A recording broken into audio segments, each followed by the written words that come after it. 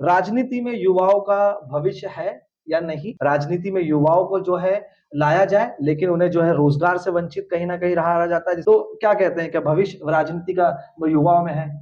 आपके साथ भी जो है वाद विवाद जुड़ा रहा, फिर वो राजनीतिक हो, फिर वो व्यवसायिक हो, या फिर पारिवारिक हो। जो हम भाइयों ने जो मेहनत की है ना, मैं एक लोगों को उदाहरण दे रहा, साथ में रहो। भाई भाई को देखो, घर को छोड़ दो, इतनी मेहनत करो, खाली एक दूसरे पे जलो मत, तो दोनों आगे बढ़ेंगे।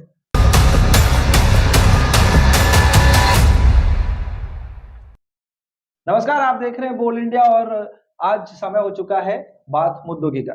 देश की यदि बात करें तो देश युवा देश है, और पूरे विश्व में जिस तरीके से अभी हाल ही में आपने खबर भी सुनी होगी कि चाइना को पछाड़ते हुए भारत ने जो है जनसंख्या के मामले में पहला स्थान हासिल किया है। और जनसंख्या की यदि बात करें तो सबसे ज्यादा युवा पीढ़ी भारत में पाई जा रही है। और जिस तरीके से देखने को मिलता है कि जब कोई युवा आगे बढ़ता है तो घर परिवार वालों की यही कोशिश रहती है कि वो कोई बड़ी फील्ड में पढ़ाई करे, और जो है आगे चल के इंजीनियर बने, बैंकिंग सेक्टर में जाए, आईटी सेक्टर में जाए, या जिस तरीके की वो इच्छा रखते हैं। लेकिन जिस तरीके से हम सभी जानते हैं कि देश को चलाने के लिए सरकार चाहिए होती है, और सरकार को चलाने के लिए राजनीति। लेकिन कोई माता पिता ये नहीं कहता कि देश को चलाने के लिए जिस तरीके से राजनीति में अपने बेटे को भेजा जाए या अपनी बेटी को भेजा जाए, इस तरीके का कोई भी सपना नहीं देखता। लेकिन जब तक युवा पीढ़ी राजनीति में नहीं आती, राजनीति का जो जिस तरीके से हालात है, जिस तरीके से परिस्थिति है, उसे बदलना या फिर देश की तरक्की को करना कहीं ना नामुमकिन लगता है। और इसी की वजह से हमेशा से कहीं ना कहीं अगर हम बात करें तो देश में जो परिस्थितियां हैं, बेरोजगारियां हैं, और जिस तरीके से जो कि हालात है, उसके जिम्मेदार भी हम सभी हैं, क्योंकि हम ये नहीं सोचते कि हमारी पीढ़ी को हम राजनीति में भेजें ताकि देश में सरकार बने तो अच्छे चेहरे और अच्छा युवा नेतृत्व मिले, जिससे देश की तरक्की हो। इसी विषय में आज हमारे साथ मेहमान मौजूद हैं, सुशील पवार, जो कि युवा सेना से काफी लंबे से जुड़े हुए हैं, और काफी इन्होंने जो है युवाओं को राजनीति में प्रवेश करवाया, मार्गदर्शन किया है। तो जानने की कोशिश करते हैं कि किस तरीके से सफर रहा, और भी बातचीत होगी, और भी कई जो है खुलासे होंगे। बतौर जिस तरीके से ये राजनीति में है, तो राजनीति में रहने के बाद वाद विवाद जिस तरीके से टिप्पणी होती है, इन्होंने उनका भी सामना किया है। सुशील जी, आपका स्वागत है। सबसे पहले तो ये धन्यवाद। जानना चाहेंगे कि लंबे समय से युवा सेना में रहकर आपने जो है नेतृत्व किया है शहर का, जिले का, तो ये देखने को मिला है कि कई युवाओं को जो है राजनीतिक शुरुआत भी आपने दी।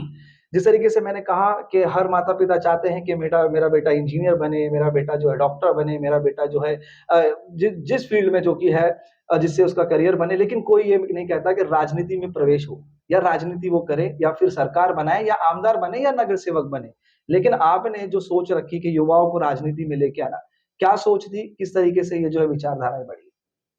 बिल्कुल, आपका सवाल का जवाब तो मैं ऐसा लग रहा है कि मैं अभी कॉलेज से स्टार्ट करूँ, क्योंकि कॉलेज ज़माने से मुझे 10वीं के बाद जो 11वीं में हम प्रवेश करते सीएचएम कॉलेज में, जब ये सीआर जीआर का इलेक्शन होता था, तो एक रुचि रहती थी वहाँ पे जो माहौल रहता था कॉलेज का बहुत अलग ही होता था। उसमें जो प्रभावित और भावुक हुआ मैं, तब से मैं कॉलेज यूनिट से जुड़ा हूँ। मेरा 2003-4 से प्रवेश है। पहले शिवसेना में काम किया, हमारे ज्येष्ठ जो शिवसेना के राजेंद्र चौधरी साहब आज है, जैसे हमारे नगर सेवक रमेश जी चौहान साहब आज 6 टाइम नगर सेवक, मतलब 40 साल से नगर सेवक है। तो सोच लीजिए, उनके साथ और इनके साथ जुड़े हुए लेके मैंने राजकारण उन्हीं से ही सीखा है। आज भी वो महानगर प्रमुख है, तो उनके साथ रह के उनकी दी हुई चीज लेके कुछ चीजें होती है कि उधर तक ही सीमित हो जाए, और उस प्रभाव में उनके साथ रह के ये मेरा जो घोड़-दौड़ है वो चालू रहा। छोटे से लेके एक कार्यकर्ता करते थे, आज मैं शहर प्रमुख बना हूँ। और शिवसेना में जो शिस्तबद्ध रहती, प्रोटोकॉल्स रहते, वो समझते, इन्होंने ही मुझे तैयार किया जब मैं आज ये पोजीशन पे हूँ। मैं एक इसी बात को नकार नहीं सकता। तभी की बात है जब ये महापौर थे, राजेंद्र चौधरी थे, महाराज भुल्लर थे, एक दिग्गज नेता थे हमारे उल्लासनगर के, शिवसेना को जो आगे बढ़ाया वो चौधरी साहब ने बढ़ाया। आज के महाराष्ट्र के इतिहास में 14 साल तक शहर प्रमुख रहे। सोचने वाली बात है कि एक ही जो शहर प्रमुख जो 14 साल तक राज किया रहेगा, उसने शहर प्रमुख के रूप से शहर कैसे चला रहेगा। उल्लासनगर में 105 शाखाएं है, अभी 4 नंबर 5 पर विभाग हो तो 50 शाखा है।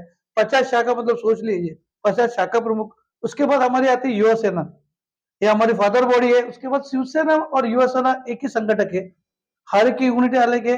जैसे बोल सकते हैं कि सीनियर और जूनियर्स, पर जो प्रोटोकॉल चला है तब से लेके आज तक, मैं एक छोटा कार्यकर्ता से लेके बड़ा कार्य तक की जो राजकारण में आस्ते आस्ते बड़ा हूं। आज 2004-5 साल से मैं जो काम करते करते करते एक छोटा सा मेरा एक चाइनीज से मेरा स्टार्ट था वर्कआउट, आज मेरे होटल इंडस्ट्रीज है। उन्होंने देखा है स्ट्रगल क्या है, वो स्ट्रगल 24 घंटा काम करके हम यहाँ तक पहुंचे। मेरे daddy government servant deputy collector थे, हमारा राजकारण में कोई नहीं था। घर से तो हमें बोलते थे भाई इससे दूर है, लपड़े वाली चीजें आप मत। घर वाले तो कोसते थे भाई पुलिस स्टेशन में मत जाओ, आगे क्या होगा। जिस तरह से मैं जुड़ता गया, लोगों से जुड़ता गया, मेरी दोस्ती बढ़ती गई। और भगवान ने कहा है कि सच करोगे सोच होगा। राजकारण में बड़ा छोटा प्रोटोकॉल एक सब्जेक्ट होता है पॉलिटिक्स साइंस, उसको लेके चलो।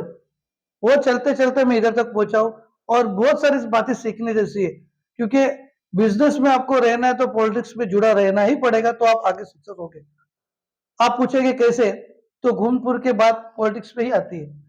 यहाँ पे सुशील जी गौर करने वाली बात है कि जिस तरीके से राजनीति की यदि बात करें तो राजनीति में जिस तरीके से माहौल होता है, यदि आगे आपको बढ़ना है तो आपको एक ये कहे कि एक प्रचंड राजनीति करनी पड़ती है, उस तरीके का नेता बनना पड़ता है।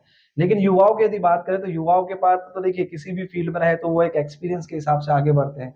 लेकिन मानसिकता लोगों की यह है, समाज की यह है कि राजनीति में आने के बाद जिस तरीके से, और ये होता भी है कि युवाओं को कहीं ना कहीं जो है भ्रमित किया जाता है, युवाओं को जो है उनका गलत इस्तेमाल किया जाता है। अगर राजनीति के माध्यम से युवाओं को लाभ होता तो बेरोजगारी नहीं होती, लेकिन बेरोजगारी ज्यादा है। इसी की वजह से जो है पॉलिटिकल उन्हें यूज किया जाता है। जितनी नौकरियों के लिए भीड़ नहीं होती, उतनी चुनाव के समय जो है युवाओं की भीड़ रैलियों में नजर आती है। जिस तरीके से कोई काम होता है उस समय नजर आती है, कोई कार्यक्रम होता है तो नजर आती है।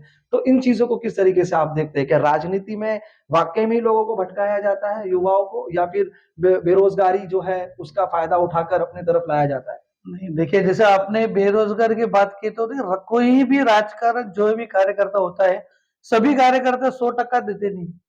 अगर मेरे पास 100 लोग हैं तो उसमें 50 वर्क फ्रॉम होम है, जो घर से काम करते हैं तो उनको वो काम दिया जाता है। जो पार्ट टाइम में, जो पार्ट टाइम जितना टाइम दे सके वो टाइम दिया जाता है। राजकारण ऐसा स्टेज है कि आपको पढ़ाई करके काम करना है। इसमें क्या होता है कि फोकस, आप आगे बढ़ कैसे सकते हो, मास मीडिया किस तरह से यूज होता है, लोकल तक कैसे पहुंचते हो, हमारे जो ऊपर के जो कार्यकारी जो अधिकारी है उनसे लाभ कैसे मिले।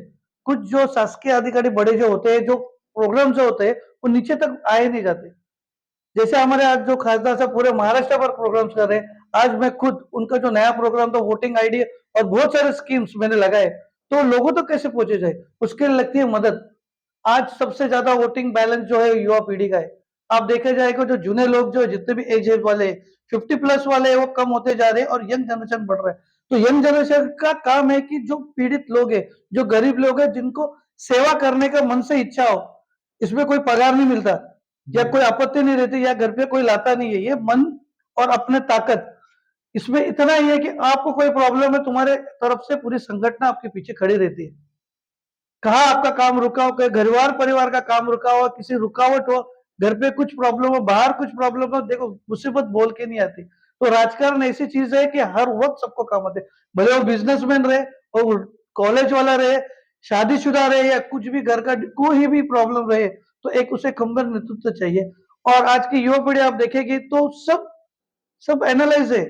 आप पहले जैसा नहीं रहा है कि मैंने 500 रुपए दिया और उसको भुला लिया या कुछ मैंने दिया ले, सब अपने अपने निर्भर है।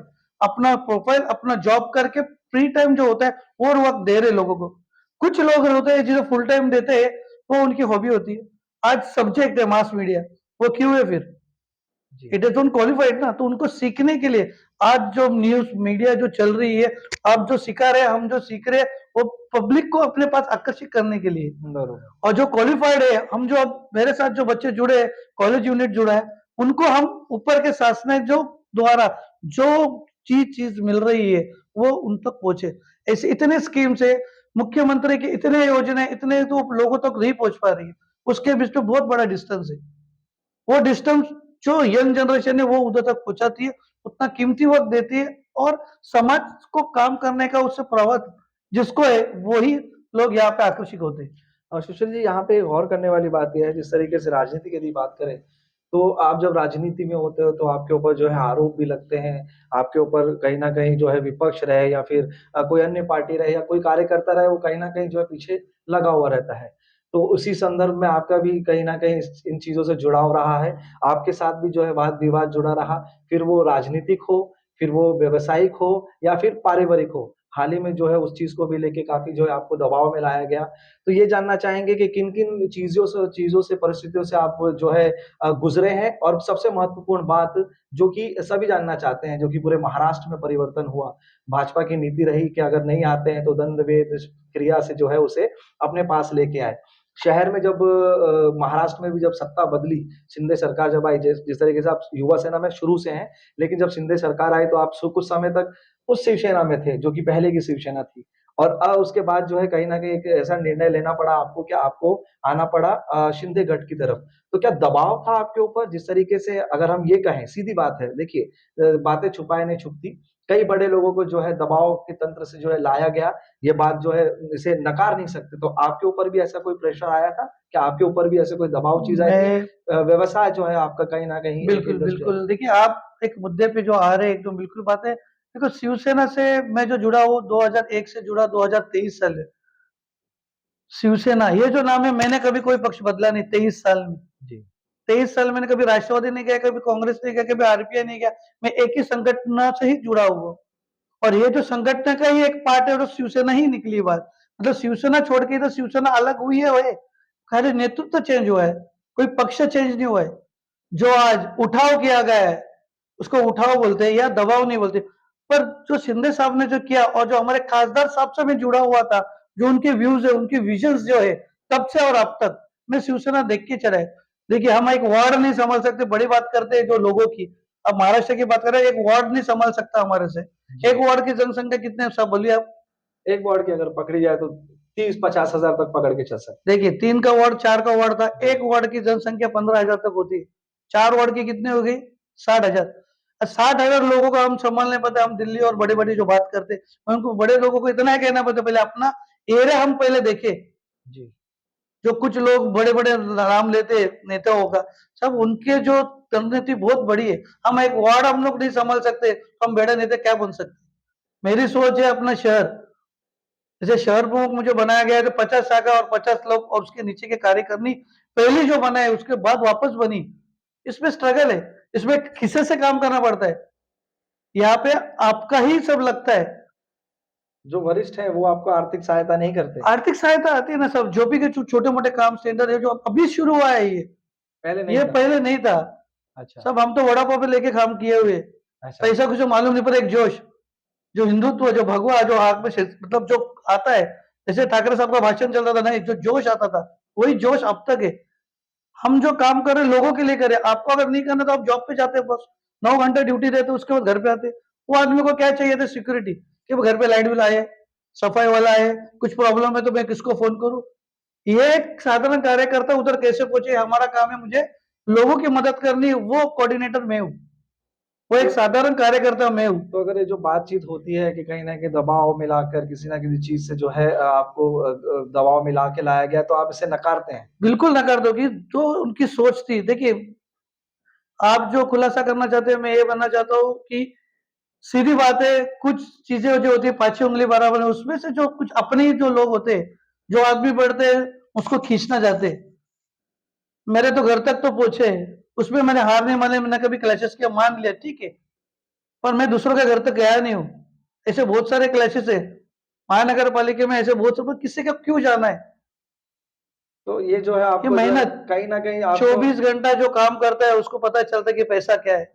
क्यों हम लोग को कोई ऊपर से मिनिस्टर या मेरे पिताजी नगर सेवक नहीं थे।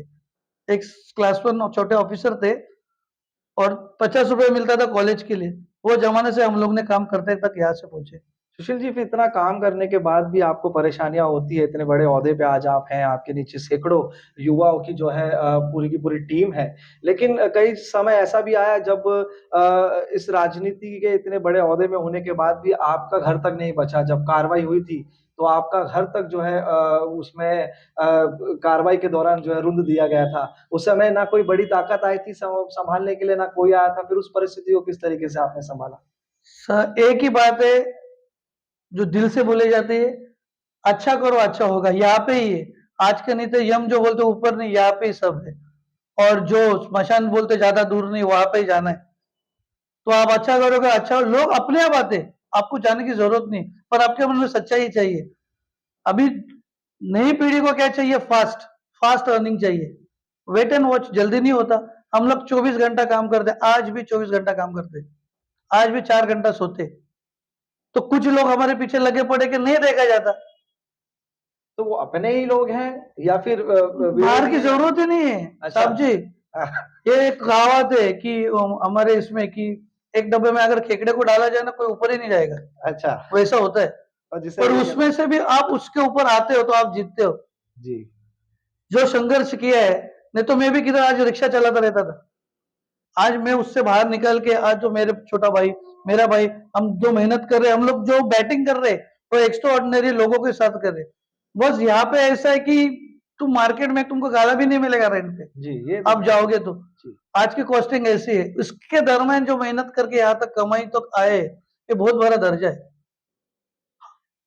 इस राजनीति दौर में जिस तरीके से आपने कहा कि अपने ही जो है आगे नहीं बढ़ने देते हैं, तो जिस तरीके से हर पॉलिटिकल पार्टी में ये देखने को मिलता है कि मतभेद होता है, उस मतभेद को कहीं ना कहीं इतने समय से मैंने भी देखा है, हाल ही में जो कि नई नियुक्ति हुई है पदों की युवा सेना में भी, उसमें भी ये देखने को मिल रहा है कि कहीं ना कहीं जो तालमेल होना चाहिए वो नहीं हो पा रहा। आप जो आपके पहले जो है पद नियुक्ति कुछ लोगों को की गई थी, लेकिन फिर जब आप प्रवेश शिंदे गठ में किया तो आपको फिर से उसी ओहदे पे रखा गया। लेकिन कहीं ना कहीं जो है ये चीज देखने को मिली कि जो युवा कार्यकारिणी में भी है वो मतभेद है, कहीं ना कहीं तालमेल बरोबर नहीं है। तो इसकी वजह क्या है? अब पद की वजह है या फिर सीनियोरिटी की वजह है या फिर हम ये कहें कि कहीं ना कहीं पैसा बोलता है? देखिए, आप पॉलिटिक्स पे आइए। जैसे मैंने आपको बताया, पॉलिटिक्स साइंस एक सब्जेक्ट है, उस सब्जेक्ट को सब्जेक्ट से लीजिए। अभी क्या हुआ कि एक ही तरफ से दो गुट हुए, तो वापस नई कार्यकारिणी करनी है, नई शाखा, ये शाखा तो वही, पर वहां पे हर एक शाखा पे डिस्प्यूट है। आज एक ही शाखा पे दो कुर्सी लगते हैं, वहां पे शाखा फर्क पड़ता है। ये अब चालू हुआ।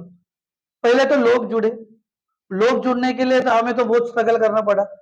धार तलवार लेके घूम रहे थे उधर, नया कोई जुड़ रहा नहीं था। इसमें इस दरम्यान क्या, जो नए बच्चे लोग आए उनको प्रोटोकॉल नहीं मालूम है, उनको हमको पद देके उनको लेना पड़ा। आज जूने लोग वापस आ गए, तो ये मतभेद है कि नया और जूना। पर नया को वो पद की अभी तक डिटेल्स नहीं मालूम कि वो पद क्या होता है, उसकी हैसियत क्या होती है, उसे किस तरह से आता है। ये कुर्सी जो है बेटे, हम ये बहुत बहुत बहुत डेंजर और रिस्की होती है। जी, ये सब कुर्सी कुर्सी जो का एक बार बैठते हैं ना, ये छुट्टी मतलब फेविकॉल का जोड़ है, उठता नहीं यार, हाँ, कैसे कुर्सी है। सब खेल कुर्सी का ही है। तो ये कुर्सी का खेल है। इस पे अगर सामने वालों को आपने समझाया तो ठीक है, नहीं तो ये कुर्सी आपको ले डूबेगी।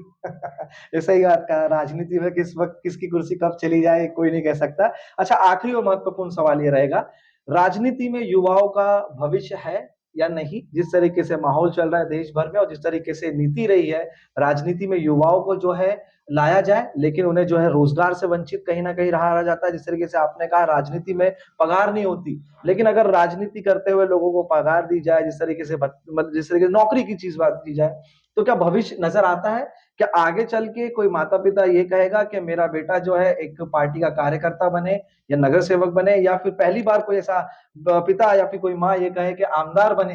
क्योंकि आज तक ऐसा सुनाई नहीं दिया, आज तक ऐसा दिखाई नहीं दिया। राजनीति एक पीढ़ी दर पीढ़ी वाली सिस्टम है, बिजनेस में भी यही होता है, लेकिन कुछ ऐसे होते हैं जो हटकर जो है नाम करते हैं। तो क्या कहते हैं, क्या भविष्य राजनीति का युवाओं में है? हमारे पीढ़ी में से कोई था नहीं, मैं था। मैं नहीं मेरे बेटे को बोलूंगा राजकारण में आ, उसकी चाहत क्या है। आज युवा पीढ़ी जो है ना, एक दृष्टिकोण, पहले तो बात समझ के लीजिए।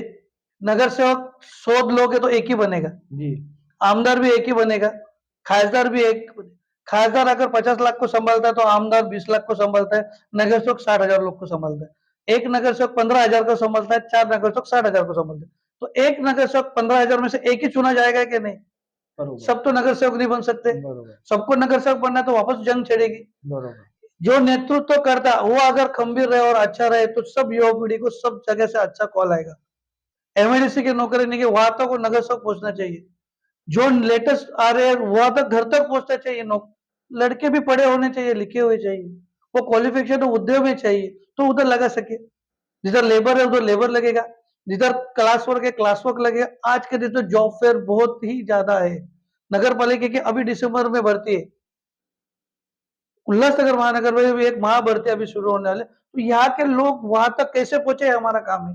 ऑनलाइन फॉर्म भरिए, जो भी चीजें आती है आप भरते जाए तो पहुंचे, ये लोगों तक पहुंचाना है। इसमें महत्वपूर्ण आखिरी सवाल ये रहेगा, 2001 से शुरुआत की राजनीति की, आज 2023 खत्म होकर 24 शुरू होने जा रहा है। इस बीच में कोई भी नया चेहरा हो, इच्छा रखता है कि जब मैं पॉलिटिक्स में हूँ, मुझे एक बार टिकट मिल जाए, मैं चुनाव लड़ लूं, तो उसके बाद जो है मेरी एक गाड़ी को स्टार्टअप मिल जाएगा। इतने समय में आपको चुनाव के लिए तैयारी आपने क्यों नहीं की? क्या आप चुनाव नहीं लड़ना चाहते हैं, या आपकी इच्छा है, या फिर कभी पार्टी के वरिष्ठों ने आपकी तरफ पे ध्यान नहीं दिया? स्पष्ट कहिएगा। बिल्कुल सर, देखिए 15 साल से मैं नगर सेवक का टिकट मांग रहा हूँ, 15 साल से। तो अभी 21 से 20 साल हुआ तब से मांग रहा हूँ। उसमें क्या होता है सर, जब तक वो ओहदे पे नहीं पहुंचते आप एक ब्रांड बनो, खुद लोगों तक पहुंचो। खुद जब तक लोगों तक नहीं पहुंचेगा आपका कुछ नहीं होने वाला। क्योंकि इसमें क्या होता है, जो लास्ट में जो बैटिंग करता है ही इज द बॉस। और आपने मैंने पहले जिसका नेतृत्व अच्छा हो, जिसका बोलने की शैली हो। सब 2001 में जब माइक आता था मेरे सामने, मेरे को बोलने ही नहीं आता था, मैं भी तथा पापा करता था, जी बिल्कुल हाँ। तो सब लोग हंसते थे, जैसे बोले थैंक यू सर, ओके नहीं हो। तो जब तक हम बोलने नहीं सीखेंगे तब तक लोगों तक जाएगी नहीं। जब तक लोगों तक जाएगी नहीं तब तक आपकी उसकी भावना समझेगी नहीं। और ये जो चीज है ना, एक्सपीरियंस बिना नहीं होता। आज जो लोग 30-35 साल 40 साल से नगर सेवक है उनको पूछो। आज के जमाने में लोग ट्रांसपेरेंसी हुई है, पहले जैसे नहीं है कि 200 वोटिंग फ्री में रखे हुए, 400 वोटिंग फ्री में रखे। आज पैन कार्ड लिंक अप है, आधार कार्ड लिंक अप है, ऑटोमेटिक सब जगह से डिलीट होते जा रहे हैं। और थोड़े समय के बाद इतना डिजिटल होगा कि एक आदमी एक ही बार गांव में नहीं वोट सकता, इधर ही कर सकता। वो सब ट्रांसपेरेंसी हो रही है। जैसे आधार कार्ड आप बोल रहे हैं, इट्स वेरी बिग थिंग। वो हर जगह लिंकअप है, आपका बैंक में भी है, आपको आधार कार्ड वोटिंग में भी है, और अभी जो डिजिटल लिस्ट है उसमें भी है। तो पहले के जमाने में मेरे 300 वोट पेंडिंग है, 400 वोट, तो 400 तो है, तो उसमें से 200 जाएगी, 200 रहे। Wait and watch. तो आने वाले समय में है आपकी उम्मीद कि आप चुनाव लड़े? हमारे वरिष्ठ देखेंगे कि मेरे काम की शैली और मेरे जो काम का तरीका उनको पसंद आएगा। जो ऊपर वाले तक जो पर बात नहीं जाती तब तक नहीं होता, क्योंकि हर वक्त उठाव नहीं किया जाता। जी। हर वक्त उठाव नहीं किया जाता या उनसे क्रॉस नहीं किया जाता। जो ज्यादा क्रॉस किया जाता है वो सामने वाले समझ में आता है, यार ये तो मेरे से नहीं हो सका, उसका क्या होगा। तो आज हमारी मातोश्री पहले से थी पिटलवाड़ी, पिटलवाड़ी से रहती श्रीकांत सिंह, उसको आगे हम गए ही नहीं। यहाँ पे आपको जो समाधान मिल रहा है तो हम क्यों जाए उधर तक। आपको जो चीज यहाँ पे जो मिल रही है वही दे रहे, तो मैं क्यों जाऊँ आगे तक। तो ये सब चीजें बढ़ी हुई थे, और ये सब चीजें सामने आज का काम जो हमारे मुख्यमंत्री कर रहे हैं, जो श्रीकांत शिंदे साहब करे, आप देखिए 24 घंटा काम है।